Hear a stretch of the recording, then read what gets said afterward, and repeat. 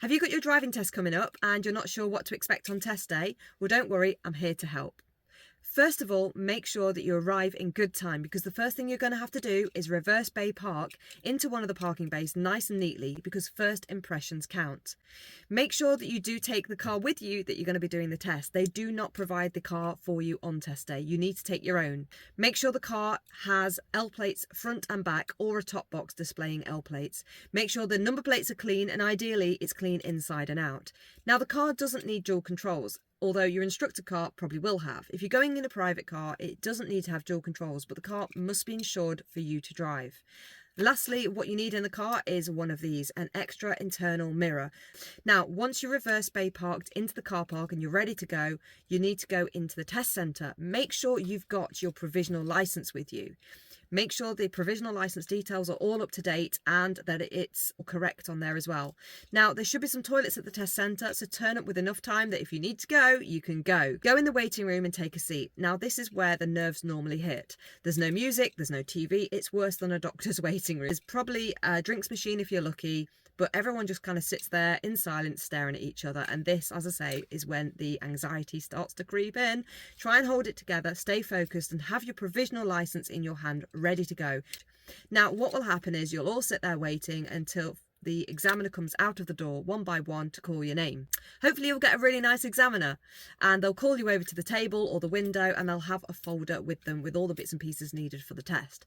First thing you need to do is give them your provisional licence, which they will check, and they'll also ask you to read the declaration at the top of the test sheet and sign it, probably digitally if it's on an iPad. They'll also ask if the email they've got for you is the one that you want the test results to go to, so make sure you check that as well.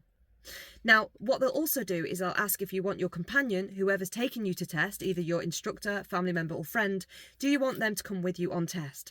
Anyone over the age of 16 can accompany you on the test, but they must stay quiet and not get involved in the test in any way. Now, it's your test and it's entirely up to you, so have a think about that before test day. If the instructor doesn't go with you or your companion doesn't go with you, the examiner will also ask, do you want them there at the debrief? I would recommend you getting a second person to listen to that debrief. Whether it's a pass or fail, the examiner will give you really good advice at the end of it. They'll talk you through the faults if there are any, and if there aren't, they'll tell you how to improve your driving even more. So when you come off the end of the test, you're probably quite stressed, you might not listen to them properly, so it's really useful having a second pair of ears. At this point, you're ready to go for your test, so the examiner will walk you outside. Now, the first part of your test is an eyesight check.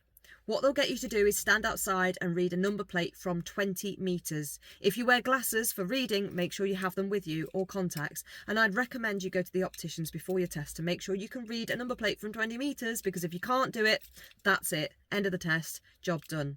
Next, they'll ask you to take a seat inside the car, make yourself comfortable but not turn the car on. While they do some checks around the car, they'll check the number plate and they'll note down things and look at the general condition of the car and the tyres. When the examiner gets in, they'll talk you through how the test goes about and they'll ask you your tell me questions. So make sure you know those show me, tell me questions before you go to test. And then away you go. The test lasts about 35 to 40 minutes. You'll be doing one manoeuvre. You may do the emergency stop. 1 in 3 tests do the emergency stop. So good luck for test day. I hope all this information helps you. Don't forget to like the video, drop me a follow and comment if you've got your test coming up and if you've got any more questions. I'll be happy to help.